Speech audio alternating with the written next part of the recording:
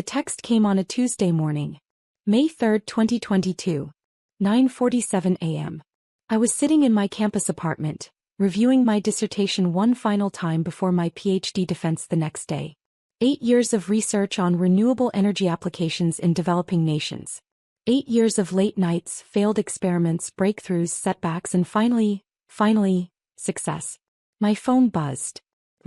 I smiled, thinking she was texting to wish me luck on my defense. Maybe to confirm their flight details for my graduation ceremony on Saturday. Instead I read, "Sarah, your father and I have decided not to attend your graduation. We need to be honest. We think you've wasted 8 years on something impractical. Your brother's MBA graduation is in 2 years, and that actually matters for his career. We're saving our time and money for that. Hope you understand." I stared at the screen for a full minute. Then another text. "Also, we told everyone you're finally finishing school. They all asked what took so long. It's embarrassing explaining you're still a student at 30. I set the phone down carefully. My hands were shaking. 8 years.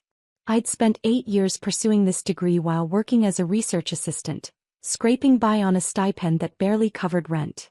8 years of telling my family about my research, my publications, my progress. They'd never asked a single question about my actual work. My younger brother, Derek, had graduated from undergrad 2 years ago and immediately started working at a consulting firm. He was now enrolled in a prestigious executive MBA program, 2 years part-time while working full-time. My parents talked about him constantly. Derek's MBA will set him up for life. Derek's company is paying for his degree. Derek will be making 6 figures by 30. Meanwhile, I was the embarrassment. The one who kept going to school instead of getting a real job. I called my mom. She answered on the 4th ring. "Hi honey. Did you get my text?" "Mom, my graduation is in 4 days. You're really not coming." "Sir, we explained this. Your father has a golf tournament that weekend. And honestly, we've been to your undergrad graduation. How many graduations does one person need? This is my PhD, Mom. It's different. It's another degree that won't help you get a job," she interrupted. "Sweetheart, we love you but we're worried. You're 30 years old with no career, no savings, no real prospects. Derek is buying a condo. What are you doing?" "I'm about to defend my dissertation. I'm about to become Dr. Sarah Mitchell." "And then what?" she asked. "Who's going to hire you? What are you going to do with a PhD in? What is it again?" "Environmental engineering with a focus on renewable energy systems." "Right. And how many jobs are there in that?" I closed my eyes. "Mom, I have a job lined up. I told you about it. That postdoc position? Sarah, that's not a real job. That's more school. It's a research position at Stanford. It pays $68,000 a year. Derek makes $95,000 plus bonuses," she said. "And he's only been working for 2 years. Everything always came back to Derek." "I have to go," I said. "My defense is tomorrow." "Good luck, honey. We do love you. We just want you to be practical." She hung up. I sat there in my empty apartment staring at my dissertation. Scalable solar microgrids for rural electrification in sub-Saharan Africa. 347 pages. 4 years of field research. Published findings in 3 major journals. Useless according to my mother. My defense the next day went perfectly. My committee praised my work. Dr. Jennifer Hartley, my advisor, told me it was one of the best dissertations she'd seen in 20 years. "You should be proud," she said. "This research is going to change lives, Sarah." "Thank you," I said, trying to smile. He studied my face. "Your family isn't coming to graduation, are they?" I shook my head. "I'm sorry," she said gently. "For what it's worth, I'll be there. And I'm proud of you." Saturday arrived. May 7, 2022. Graduation day. I put on my doctoral robes alone in my apartment. The heavy black gown, the velvet tam, the blue and gold hood representing my field. I looked at myself in the mirror. Dr. Sarah Mitchell. I'd done it. Despite everything, I'd done it. The ceremony was at 2 p.m. at the university's main arena. Hundreds of graduates, thousands of family members filling the seats. I sat in the doctoral candidate section. About 40 of us total. Around me I heard excited chatter. People pointing out their families in the crowd. Parents waving. Siblings holding signs. I looked up at the sea of faces and saw no one I knew. Dr. Hartley was sitting with the faculty, but that was it. When they called my name, Sarah Elizabeth Mitchell, Doctor of Philosophy in Environmental Engineering, I walked across that stage to polite applause from strangers. No one screamed my name. No one stood up. No one took photos. I shook the dean's hand, received my diploma, and walked off the other side. That was it. 8 years summed up in 15 seconds. After the ceremony, I stood outside the arena watching families celebrate. Flowers, balloons, tears of joy. Parents hugging their graduates, telling them how proud they were.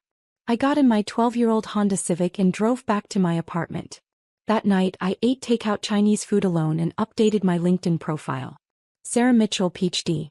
My mom texted at 8:30 p.m. Did it go okay?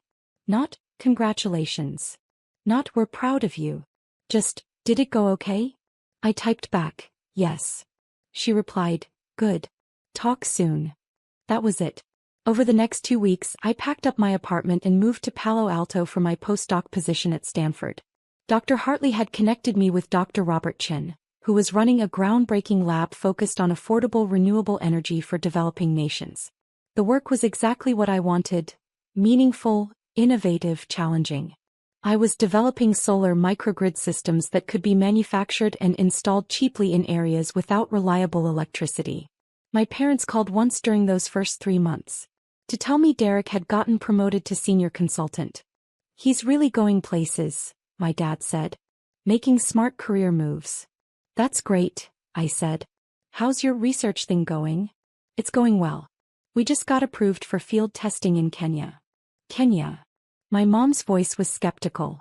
Why Kenya? Because 600 million people in sub-Saharan Africa don't have access to reliable electricity. My microgrids could change that. Silence. Then my dad, well, that's nice, honey. Very noble. Derek's company just signed a contract with a Fortune 500 company. Big commission for him. I stopped telling them about my work after that. 6 months into my postdoc, something unexpected happened. I'd been collaborating with a small startup called SolarReach that was trying to commercialize renewable energy solutions for developing markets. They'd been struggling. Great technology, terrible business model. The CEO, Michael Torres, called me in November. Sarah, we're going under. We've got maybe 2 months of runway left. But your microgrid design, it's revolutionary. If we could figure out how to scale it to make it profitable. I'm a researcher, not a business person, I said. You know what I mean. Just keep it professional. Don't make it about family stuff. Derek, do you actually know what I do at the museum? You work there. Museum stuff. Look, I gotta go. Just don't make things weird, okay? He hung up. I sat there for a long moment, then pulled up the museum's website. My bio was prominently featured on the leadership page. Dr. Sarah Mitchell, Executive Director, PhD, Cultural Anthropology, Yale University, former Deputy Director, Metropolitan Museum of Art Board Member, International Council of Museums author, Cultural Preservation in the 21st Century, 2019 recipient, National Medal of Arts. There was a professional photograph of me at my desk, the museum's soaring atrium visible through the window behind me. Contact information. A detailed CV. Derek had never looked. Not once in 4 years. January 13th arrived cold and bright. I dressed carefully that morning. A tailored charcoal suit, minimal jewelry, my hair pulled back in a professional bun. I looked exactly like what I was. A senior executive in one of the world's most important cultural institutions. At 9:45 a.m. Jennifer briefed me. Congresswoman Chen's motorcade just arrived. Security is escorting her up. Her chief of staff, 2 aides and a press liaison. Press. They want photos of her with the international flags in the main hall. Good optics for her arts and culture subcommittee work. Of course. This was as much about her political profile as genuine interest in museums. At 9:58 a.m. my desk phone rang. Security. Dr. Mitchell, Congresswoman Chen's party is in the main lobby. Ready for you. I'll be right down. I took the elevator to the ground floor. The museum wasn't open to the public yet. We had an hour before the doors opened. The vast main hall was empty except for the security detail, Rebecca Chin and her staff. Rebecca looked polished and professional in a navy dress and blazer. She was speaking with her press liaison, gesturing toward the soaring architecture, clearly planning her photo angles. I approached quietly. Her chief of staff, a sharp-eyed man in his 40s, noticed me first. "Dr. Mitchell," he said, extending his hand. "Tom Bradford, Congresswoman Chen's chief of staff. Thank you for accommodating this tour." "Of course." I shook his hand, then turned to Rebecca. "Congresswoman Chen, welcome to the Smithsonian National Museum of Natural History. I'm Dr. Sarah Mitchell, Executive Director." Rebecca turned, her political smile in place. "Dr. Mitchell, thank you so much for..." She stopped. Her smile froze. Her eyes widened slightly. "Mitchell?" she said. "Sarah Mitchell?" "Yes." "As in, Derek's sister Sarah Mitchell?" "Yes." The silence that followed was profound. Tom Bradford looked confused. The aides exchanged glances. The press liaison kept her camera ready, uncertain whether to photograph this moment. I didn't realize. Rebecca's professional composure was cracking at the edges. "Derek said you worked at a museum. He didn't mention that I run it?" I finished gently. "No, he wouldn't have mentioned that. He doesn't actually know what I do here." Rebecca's face cycled through several expressions: embarrassment, confusion, realization. "The executive director. You're the executive director of the Smithsonian Natural History Museum. One of 19 Smithsonian museums, yes. This is my primary responsibility." Tom Bradford, to his credit, recovered quickly. "Congresswoman, shall we begin the tour? Dr. Mitchell has generously set aside 2 hours for us." "Yes," Rebecca said, but she was still staring at me. "Yes, of course." I led them through the museum, starting with the main exhibitions. I explained our mission: research, education, preservation of 145 million specimens and artifacts representing the natural and cultural history of our world. I showed them our research facilities, where hundreds of scientists conducted groundbreaking work in biology, geology, anthropology, and paleontology. Rebecca asked intelligent questions. She was clearly well briefed on cultural policy issues, and despite her evident discomfort, she engaged professionally with the material. In the ocean hall, standing beneath the model of the North Atlantic right whale, I explained our role in climate change research and public education. "We're not just a museum," I said. "We're a research institution. Our scientists publish over 600 peer-reviewed papers annually. We advise Congress on environmental policy, cultural preservation, and scientific research funding." "Congress," Rebecca repeated. "You advise Congress?" "Yes.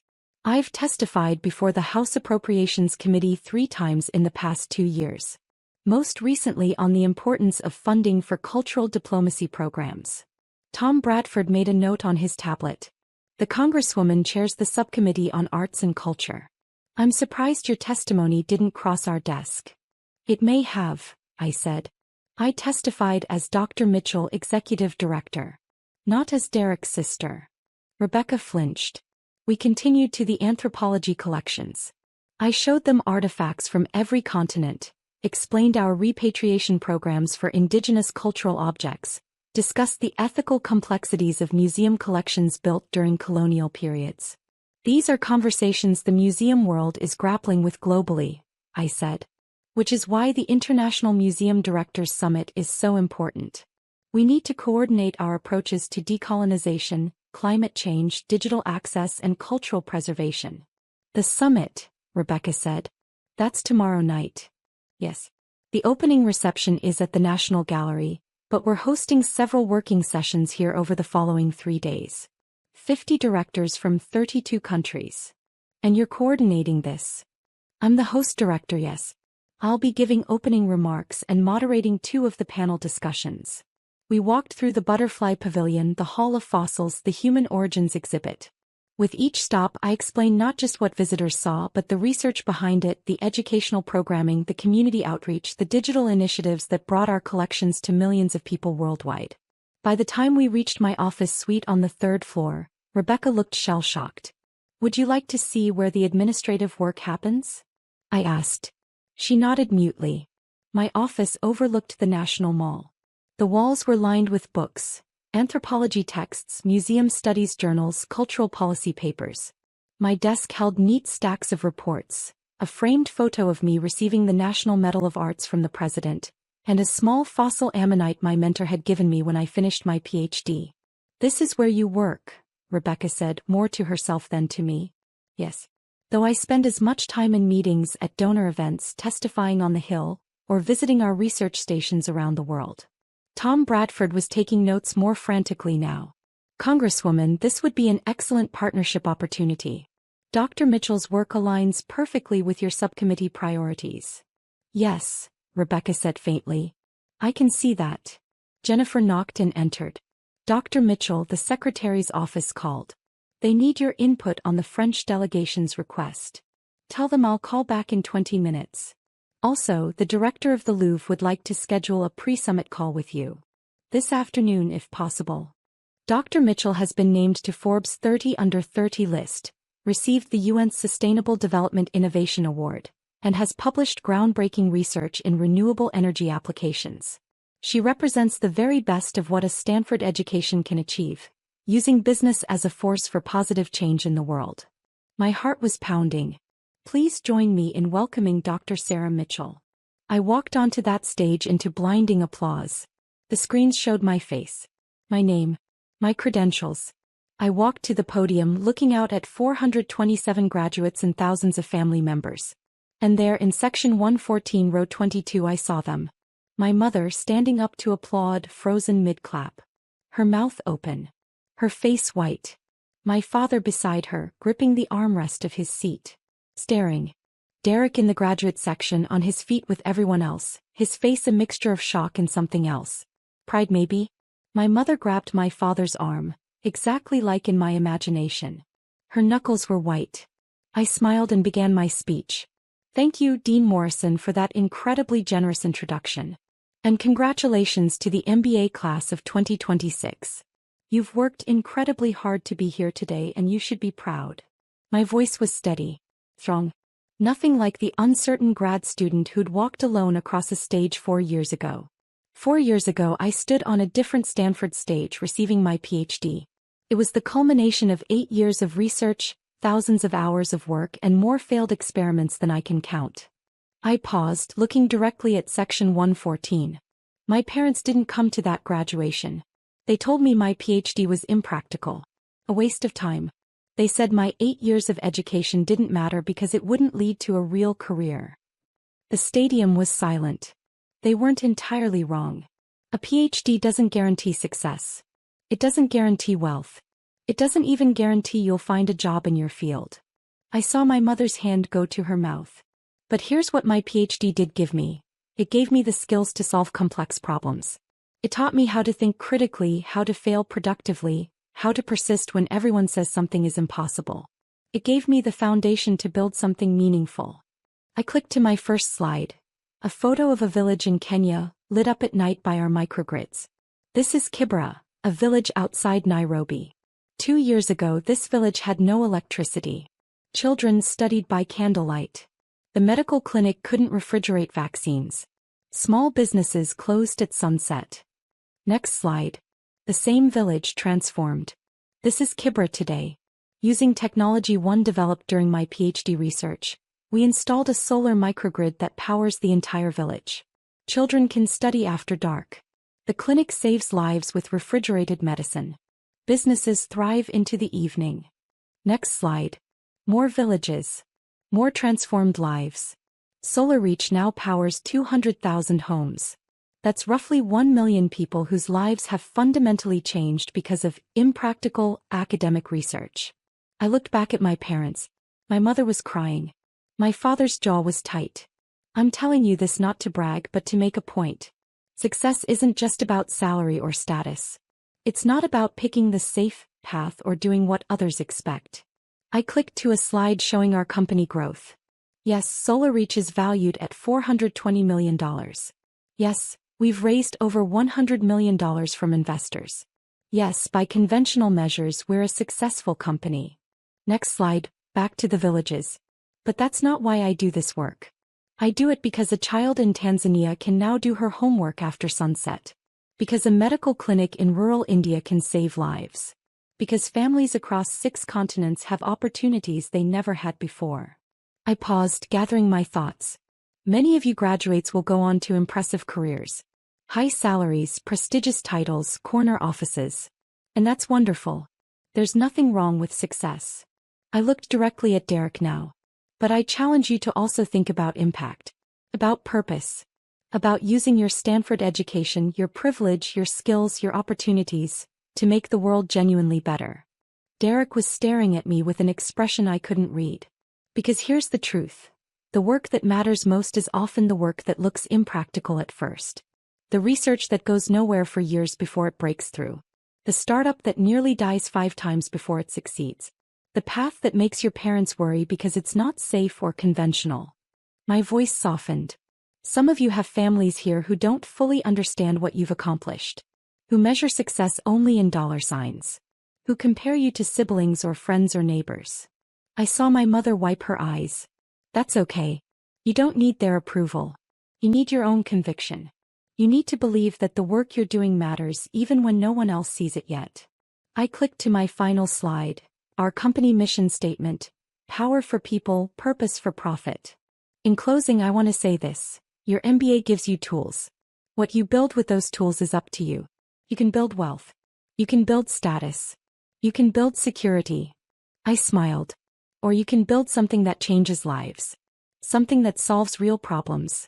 Something that matters in ways that can't be measured by quarterly earnings. I looked out at all 427 graduates. You're some of the most talented, educated, privileged people in the world. Don't waste that privilege on work that doesn't fulfill you. Don't spend your life chasing someone else's definition of success. Final pause. Find the problem that breaks your heart. Then fix it. That's what your education is for. I stepped back from the podium. Congratulations, class of 2026. Thank you. The stadium erupted in applause. Standing ovation. Thousands of people on their feet. But I was only watching 3. My mother was sobbing into my father's shoulder. My father was staring at me like he'd never seen me before. And Derek was clapping, his face split in a huge grin, shaking his head in amazement. I walked off the stage. Dean Morrison grabbed my hands backstage. That was extraordinary. Absolutely extraordinary. We've never had a response like that. Thank you, I said, but I barely heard her. My mind was racing. What happened now? Did I find my family in the crowd? Did I wait for them to find me? Did I leave? The ceremony continued. Degrees were conferred. Names were called. Derek walked across the stage. Derek Michael Mitchell, Master of Business Administration. And I felt a complicated mix of emotions. Pride because he'd worked hard for this. Sadness because our parents had never seen his achievements and mine as equally valid. Anger because even now I wasn't sure they understood what they'd done. After the ceremony ended, I stood in a side hallway, unsure what to do. Graduates and families poured past. Some people recognized me from my speech and stopped to shake my hand to thank me. Then I saw them. My mother pushing through the crowd, my father behind her, Derek trailing with his diploma. Sarah, my mother said, her voice breaking. She looked like she'd aged 10 years in 2 hours. Sarah, Not here, I said quietly. Too many people. I led them to a private room Dean Morrison had given me access to. We stood in awkward silence. You're a CEO, my father finally said. Of a $420 million company. Co-founder and CTO, I corrected. But yes. Why didn't you tell us? My mother asked. I did tell you. Multiple times. You didn't listen. You said you were doing research. You never said you started a company. I told you I left Stanford for a startup. You said it was impractical. Silence. Derek cleared his throat. That speech was incredible, Sarah. I had no idea you were doing all this. You never asked, I said, but not unkindly. That's not fair, my father protested. We always asked about your work. No, I said firmly. You asked if I had a real job yet. You asked when I was going to get serious about my career. You compared me to Derek constantly. But you never once asked what my research was actually about. You never asked what I was building. You never cared. We cared, my mother insisted, crying. We were just worried. You were embarrassed, I interrupted. You were embarrassed that I spent 8 years on a PhD instead of getting a job. You were embarrassed that I didn't have a conventional career path. You were embarrassed to tell people about me. That's not true. Mom, you didn't come to my PhD graduation. You said it was a waste of time. You said Derek's MBA mattered more. She flinched like I'd slapped her. And now, I continued. Now that you know I'm successful by your standards? Now that I have money and recognition and status? Now I matter. You always mattered, my father said weakly. Then why wasn't I worth a single day? Derek's graduation was worth a week of your time. Mine wasn't worth a Saturday. No one spoke. Derek looked at our parents. She's right. You know she's right. Derek, my mother started. No, Mom. I've watched you treat Sarah differently my whole life. I knew it was happening. I didn't say anything. I should have. He turned to me. I'm sorry, Sarah. I should have stood up for you.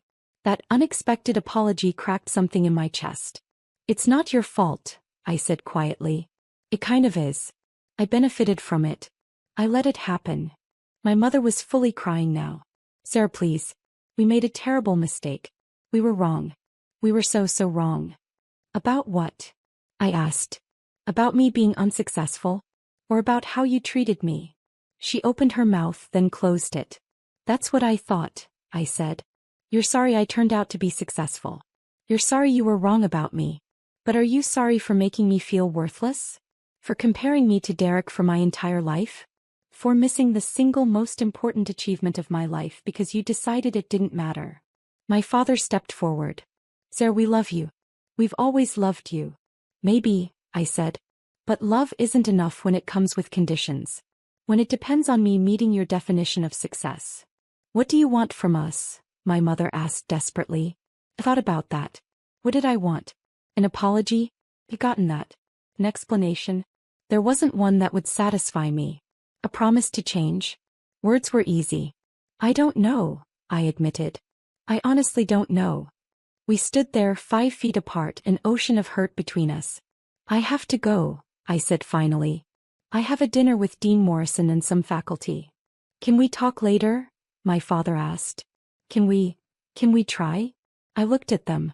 My parents who'd shaped my childhood, my self-worth, my relationship with success. Who taught me that achievement mattered more than character. That status mattered more than substance. Who'd missed my PhD graduation and broken something in me that might never fully heal. But they were still my parents. Maybe, I said. Someday. But not today. I left them there and went to my dinner. Over the following weeks, my parents tried to reconnect. Phone calls, emails, a handwritten letter from my mother that was 12 pages long. Derek and I started talking more. Real conversations, not surface-level updates. He admitted that he'd always felt the pressure of being the golden child, that he'd chosen his career partly because it was what they wanted. I'm thinking about making a change, he told me 2 months after graduation. Maybe doing something more meaningful than consulting. Like what? I don't know yet. But your speech got me thinking. About impact. About purpose. That's great, Derek. Maybe we could grab coffee sometime? Talk about it. We did. Once a month, then twice. Slowly rebuilding a relationship that had been stunted by our parents' favoritism. As for Mom and Dad, I kept them at arm's length for a long time. The hurt was too fresh, too deep. But on Christmas, 8 months after Derek's graduation, I agreed to have dinner with them. It was awkward. Painful. Full of long silences and careful words. But it was a start. My mother showed me a scrapbook she'd made. Articles about SolarReach. My Forbes 30 under 30 profile. Photos from speaking engagements. I've been following everything, she said quietly. I know I'm late. I know I missed so much. But I'm paying attention now. It wasn't enough. Not nearly enough. But maybe, eventually, it could be something. A year after Derek's graduation, SolarReach hit a major milestone. We'd powered our millionth home. 1 million homes.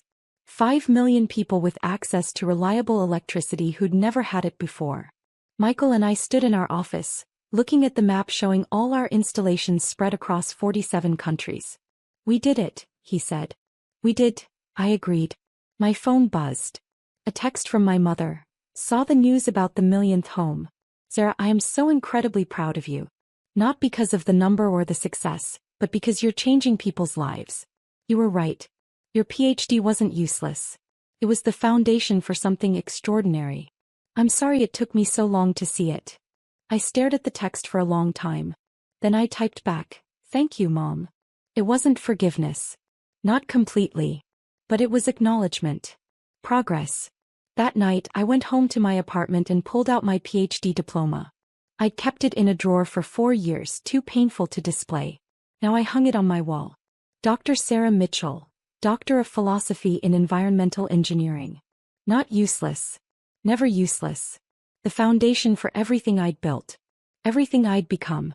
I thought about that lonely graduation day. Sitting in the arena watching families celebrate while I sat alone. Walking across the stage to silence. It had hurt so much. But it had also taught me something crucial. My worth didn't depend on anyone's approval. Not my parents, not society's, not even my own family's. My worth came from the work itself. From the problems I solved. From the lives I changed. From the villages lit up at night because of research my parents called impractical. From the children studying after sunset because of technology they said was useless. From the impact I made in the world because I'd refused to let their judgment define me. I'd walked across that stage alone 4 years ago. But I'd walked across Stanford's stage last May as Dr. Sarah Mitchell, CEO of a company changing the world. And that made all the difference.